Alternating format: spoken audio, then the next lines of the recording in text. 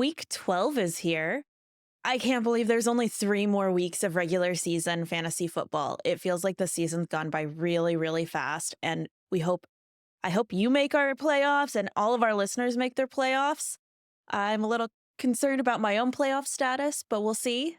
Yeah, definitely. It's been hard to make the playoffs this year with some crazy play and teams and things like Taysom Hill scoring 50 points in a week and who knows. It's all up in the air. But to make things more difficult, we have 6 teams on bye this week. So the Atlanta Falcons, Buffalo Bills, Cincinnati Bengals, Jacksonville Jaguars, New Orleans Saints, and New York Jets are all on bye.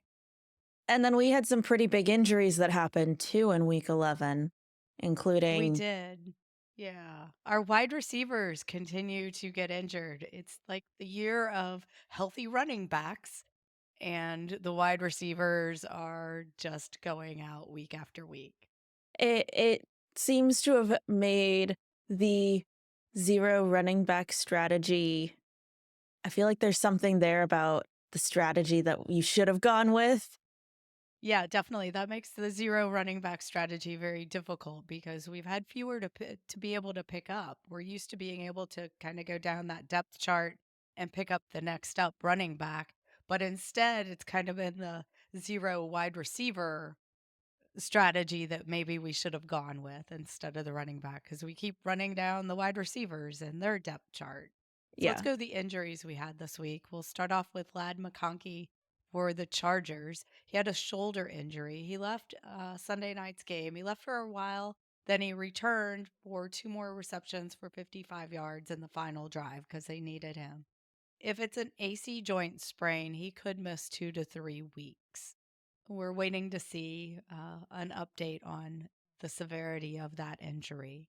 We also had Darnell Mooney, from the Atlanta wide receiver, go out with with a hamstring injury. He was in the game and then he left. He had been dealing with an Achilles injury, so I'm guessing it Yeah, kind of you try to compensate and then you injure yourself in another way. But they're at I least guess on bye so. this week. They are on bye, so we'll see how quickly he can return. Although those hamstring injuries, they linger and they take weeks to return from. So we'll see what his status is in week 13 next week. We also saw Puka Nacua for the Rams get injured during the game. It seemed like a possible concussion, and then he went in the little blue tent and he seemed to be cleared and he came back out onto the field, kind of to my surprise. So, again, this is going to be one to monitor this week because concussion symptoms can pop up after the concussion, even though he was cleared. So, we'll keep an eye on his status this week as well. Jacksonville took another blow and is lost their wide receiver Gabe Davis with a meniscus tear to his left knee, so he's done for the season. He is. Jacksonville has no wide receivers left, I don't think. I think they're wishing And they hadn't traded Ridley at this point. well, that was before the season, but Yeah. yeah, you can't Mm. keep them all. A running back that got injured was Raheem Mostert for the Miami Dolphins. He injured his hip and left the game again and then later returned to the game. We're seeing a lot of this. Oh, I guess you need me. And they get put back in the game and then they start to miss practice during the week. So we're going to have to watch his practice status and see if he looks like he's going to play in week 11 or not. We saw that happen on the San Francisco defense side this past weekend where Nick Bosa was limited during practice last week and then he started the game and then he went out. It seemed like his hip was bothering him, but he seemed to be a pretty integral part of that San Francisco defense, and without them, they couldn't shut down Seattle quite like they were in the first half. Yeah, they definitely were missing him and allowed Seattle to get right back in that game and win it. Yep. So, one They other injury we had wasn't actually an injury, but it was a surprise inactive. We saw George Kittle, the tight end for the 49ers, out on Sunday, and I think we all thought he was going to play, but he's been dealing with a hamstring injury, and I guess he re-aggravated it during practice, and so he ended up missing Sunday's game. So he's going to definitely be another one to keep an eye on this week and see how his status turns out for week 12. Well, let's switch over to who you should be picking up if either you have people on bye this week or are dealing with some of these injuries or just low performing players on your team. As we switch over, don't forget to hit the subscribe button so you don't miss us and our free Winkling contest. Let's jump into the wide receivers. Yeah, following up those injuries, we get some new opportunities going down that depth chart for wide receivers. So, next up for the Chargers is Quentin Johnston, and he's actually been picking up some work already. But now, with the injury to Lad McConkie, he becomes a little bit more important. Their next opponents are Baltimore, and then they're at Atlanta and at Kansas City. So, some more difficult competitive games, which is what we usually like to see for our wide receivers stepping up. Being a difficult game doesn't necessarily mean they're going to get shut down. And Baltimore is giving up a lot of points to wide receivers, and they'll definitely need to be passing more because it will be that competitive game. And Herbert is looking really comfortable throwing the ball. He's doing a great job. So getting the Chargers wide receivers right now is a great pickup and a great play for bye weeks. We also have another wide receiver, Elijah Moore for Cleveland. So we're seeing Jameis Winston kind of step up that passing game as well in Cleveland and bring in all of those wide receivers. First, it was Cedric Tillman that he trusted, but now he's trusting the other wide receivers a little bit more, including Elijah Moore. So if you're looking for another pick, possible wide receiver, he's definitely one that you could go to. If you didn't already pick up Cedric Tillman, you obviously don't want to play them both. We're kind of guessing which way it's going to go. And I have Cedric Tillman, but Elijah Moore is still out there in many of the leagues. Moore got a couple of touchdowns this past weekend against New Orleans. He did. Yeah. They went to him instead of Tillman. So we Yep. don't know which way they're going to go, but it's a good option.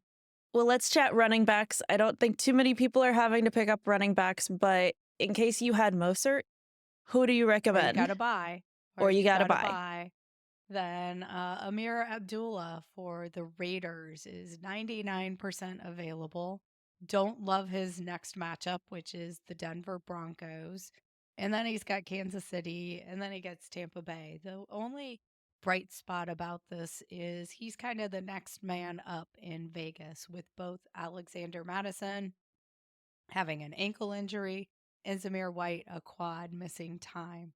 So he's also a great pass catcher, and their whole offense is kind of down. So they don't have a lot of pieces. Gardner Minshew's the quarterback going forward right now. So the involvement of him in that passing attack is what makes him so valuable.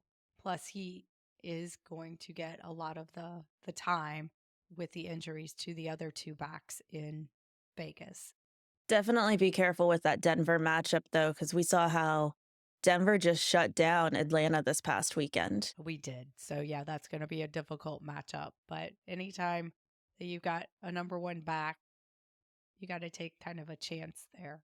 The only other one that I have on my list is Jaylen Wright for the Miami Dolphins. With Mostert out, Wright can get some more carries, and they have an easier schedule. So next up, they have the New England Patriots, and then they get to play the Green Bay Packers and the New York Jets. If Mostert's going to miss some significant time, then Jaylen Wright is definitely there to pick up those carries because Devon Achane isn't really a single back. They like to run with two. And that New England matchup is too good to pass up. What about tight ends? I mean, we saw Taysom Hill have an amazing weekend. I know not every tight end is having a great weekend week to week, but I think we had a couple of tight ends that had some good production this weekend that was surprising. We did, and I think this is one of your favorites. We've got Hunter Henry back on our list. I know we talked about him before. He tends to show up on this waiver wire, so you can pick him up to cover a bye week. He's 55% available. Some people have been holding on to him. But next up, he has Miami and then Indianapolis and then a bye. He's getting about 20% of the target share for New England. And Drake May is looking like a solid quarterback. May threw 40 times last week in their week 11 loss to the Rams. So that's a lot of offense and a lot of targets. Henry had 9 targets in that game and caught 6 of them, so he is definitely involved in their passing attack. And he gets to play Miami and Indianapolis. I love that Indianapolis matchup for sure.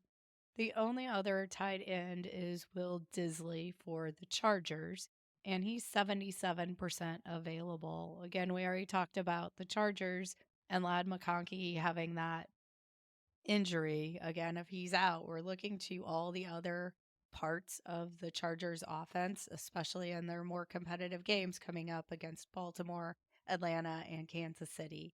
And Herbert's just throwing a lot now, and it's fun to watch.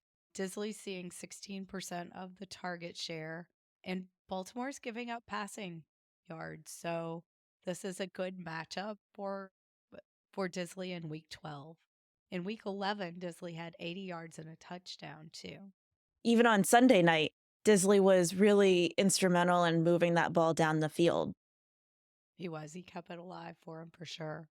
Any quarterback suggestions? I think one that I would think of is one that you've gone to previously, Bo Nix.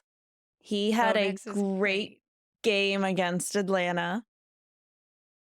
That was a hard game to watch as an Atlanta fan, but Nick scored 30 fantasy points in week 11 against He Atlanta. did. Yeah. And we thought the Atlanta defense was pretty solid anyway, but Bo Nix looked good. He's only 52% available, but he has some great matchups. He gets the Raiders next. It's in Vegas, but still, it's the Raiders. And then he gets to play Cleveland. So I like both of those matchups. The one after that's a bye. He's been over 17 fantasy points in the last 5 games. And now he's got that weak Raiders defense. So I really like Bo Nix if you can snag him and you need a quarterback to cover a bye this week. The other one is Drake Maye, and he's 86% available. And like I said, he's playing Miami and Indianapolis next and then a bye as well. So that week 14, you can hear we're hitting all those buys with who we're picking up now.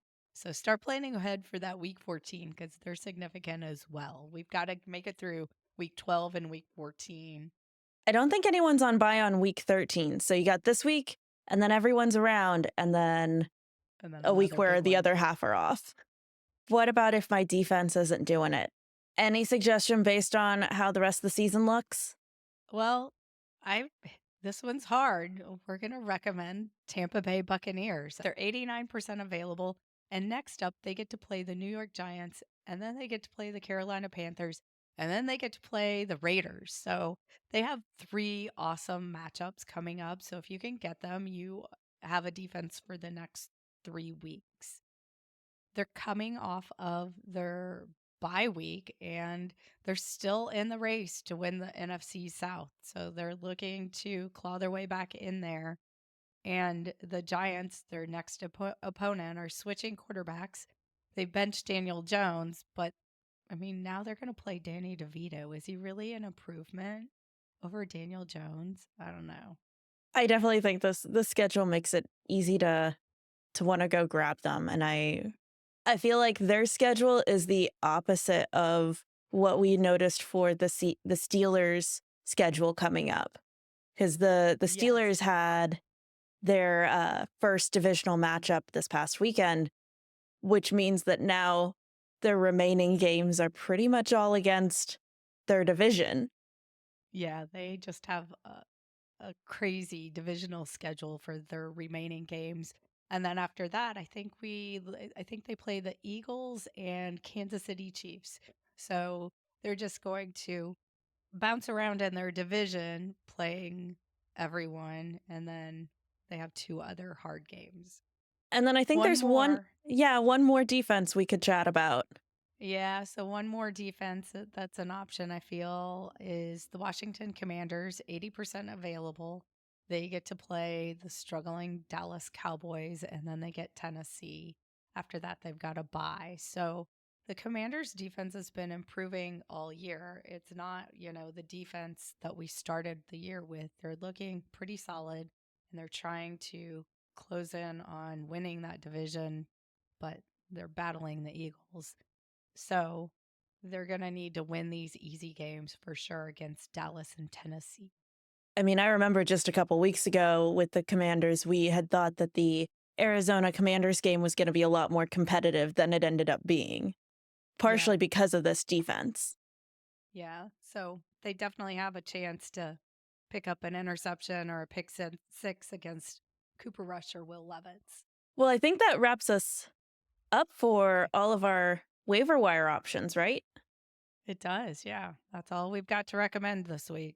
Yeah. Good luck if you're headed to the waiver wire. We'll have our free weekly contest link in the description. So if you've gotten frustrated or feel like you might not make playoffs and want a pick me up week of DFS, we'd love to have you join us. And we look forward to chatting more later this week. Good luck.